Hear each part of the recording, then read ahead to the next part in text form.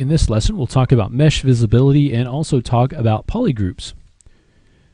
So I've just got a simple sphere loaded up, and we'll use this as our initial example to talk about polygroups. So one of the cool things about ZBrush is the ability to hide different parts of our model so that we can focus on certain areas. So if we want to, for instance, only focus on part of this sphere, of this low resolution polygons, and I've got it very low res so that we can see the actual polygons and what's visible and what's not. It works at high resolutions as well. We want to hold down Control and Shift at the same time. That'll bring up our select rectangle in here. And what we can do with this is decide which polygons we want to actually be able to see in our canvas and which ones we want to be invisible. So holding down Control and Shift, I can drag out a rectangular marquee. And you can see that right now it's green. So when it's green, anything inside of this when I let off is going to be visible, and anything that's not inside it's going to be invisible. So you can see anything that was completely inside that green marquee is visible, and anything that wasn't is now invisible. And you can see some of those polygons here. If I hold down Control and Shift and click in the canvas, it'll bring all of that back. So that detail, those polygons are still there, they are just invisible. So again, I can come in, come down here, you can see part of this is visible. If I hold down Control and Shift and drag, that'll invert the visibility. So the portion that was visible is now invisible, and vice versa.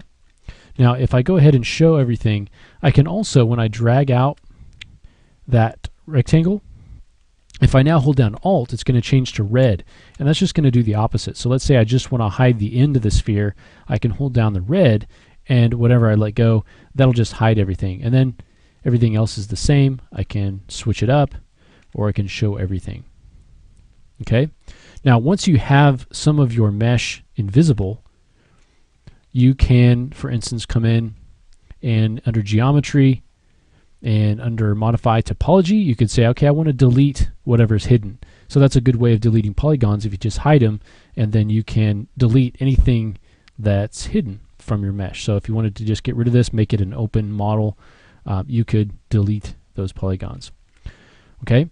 Now another way to organize and be able to real quickly turn off and on the visibility of our polygons is to use polygroups. So polygroups are just basically a way of creating different kinds of selection masks for our polygons. So right now you can see with polyframe on, this entire sphere is blue, and the colors are what's going to indicate the different polygroups. So we'll be able to see those when we have polyframe on. So for instance, I could come in here and I'll just select the front of this sphere, and if we come down to the polygroups subgroup, there are a number of ways that we can create polygroups. One of the quickest ways is just to hit Control W, and that will create a polygroup out of whatever is visible. Okay, you can also come in here, you can say Group Visible Polygons. Okay, and you have some coverage and cluster items. You also have auto groups, which if you have a bunch of different objects, it'll group those by the different shells that you have. You can also merge things that are similar. You have the ability to group mask, which we'll look at in a second. So from polypaint, from masking, a lot of different ways to create polygroups.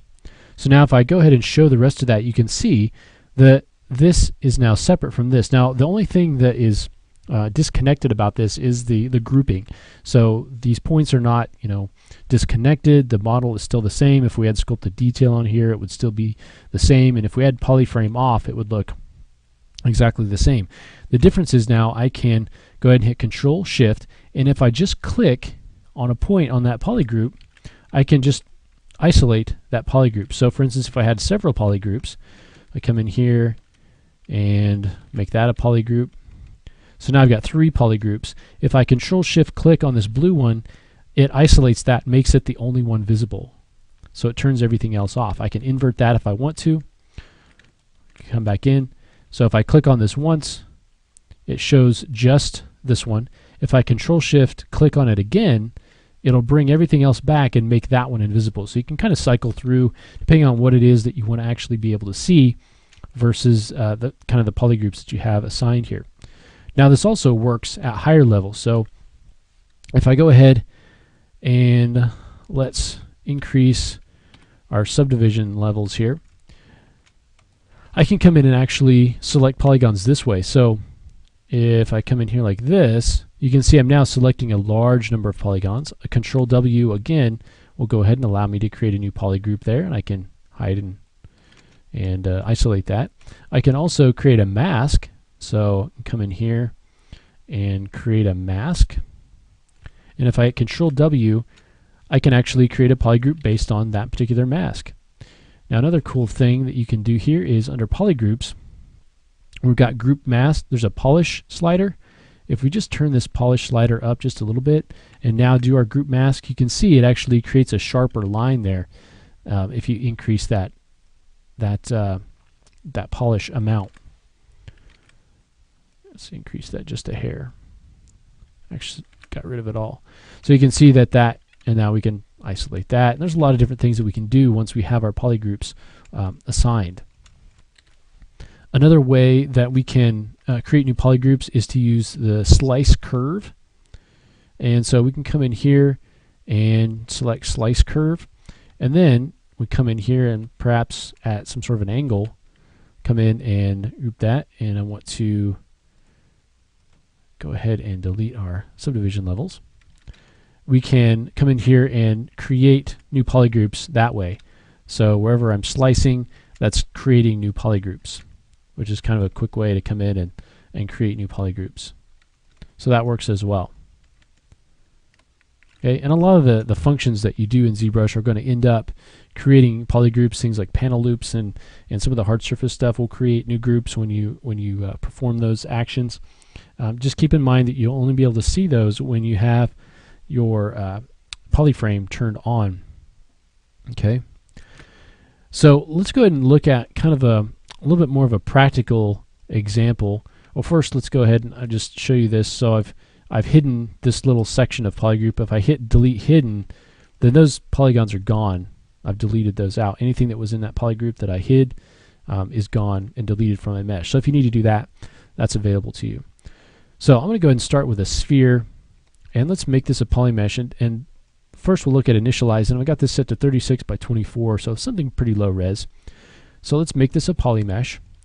And so what I want to do now is just create a separate polymesh for the kind of the front of this eye. So I'm going to come in here. I want to make sure that I go back and select the rectangle here, and I'll go ahead and create a new polygroup. Sometimes the colors that it creates for the polygroups aren't too different from the colors you already have, so at any time you can go in and just toggle through, create another polygroup, and it'll switch to another color. So now I've got that. I can go ahead and hide this. I can also, if I want to, come in and delete polygons from there. Go ahead and polygroup that.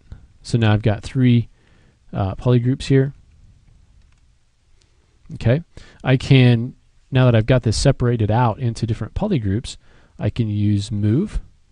I'll click on that point right there, and that'll align the transpose line with that.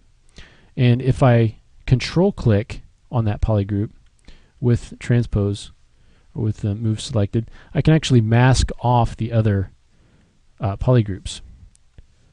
So let me go ahead and mask it. There we go. And so now what I can do is hit move, and I'll hit shift, and now I can move this one back in along that transpose line. So I'm moving it straight back and in. Okay, so I can create something along those lines, and then I can unmask it. Now I can come in and let's say I hide this middle one, and I'm going to come into the subtool subpalette. We haven't really talked about subtools yet, but we will get to it. There's just a lot of information to cover here in ZBrush. But in the subtool subpalette, we're going to look at split, and here it will allow us to split hidden. So if I hit that, that's actually made that pupil a separate piece of geometry, a separate subtool. So we've got one subtool here with multiple polygroups, and then we split one of the polygroups off into its own subtool. So this is the list where we'll be able to keep all the different pieces of geometry that we have in our model. Okay, so at this point we can come in here and I can hide this. So we've got this selected, and now when I smooth out the model, I want this to remain sharp. So I'm going to go ahead and come into geometry, and let's open up edge loop. So what I want to do is create an edge loop along these edges, and I'll choose crisp. I'll create an edge loop, and you can see that it actually creates a new polygroup on that side. And so I'm going to go ahead and group that together, and then we'll show it.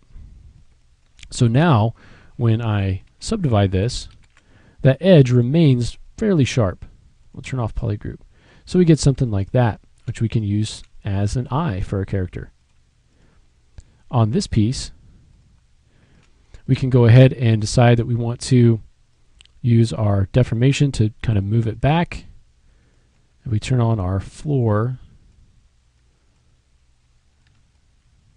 Okay, we can kind of move it and offset it a little bit. Let's move it back in the Z. And I want to increase the size a little bit and just offset it a bit. And that'll give us our sort of inner pupil. But the polygroups, and this is a very simple example, the polygroups make it much easier to organize and kind of deal with the polygons on your model, because you've got them to where you can very quickly select different selections that you've decided on, very quickly see some and then have others invisible, and then do some functions on those and have it not affect the ones that are invisible. So, and even when you're sculpting and you have a model that's very high resolution, you have a lot of detail in it, and you only want to be able to see a certain part of it. You don't want the other parts to kind of get in the way of what you're doing. You can use it for that as well, kind of turn off the visibility of those certain subtools. You'll find if you build kind of a character, maybe you've got the arms and legs split into different polygroups. So definitely polygroups are going to be a big portion of what you do here in ZBrush, and so it's important to learn about those. So the next thing that we're going to just touch on is working with materials. So we talked about sort of adding materials, painting with materials. Let's take a look at some of the things that we can change about our materials and how we can start to add those to our models and matte caps and things like that. So we'll continue on this process learning about ZBrush by looking at materials in the next lesson.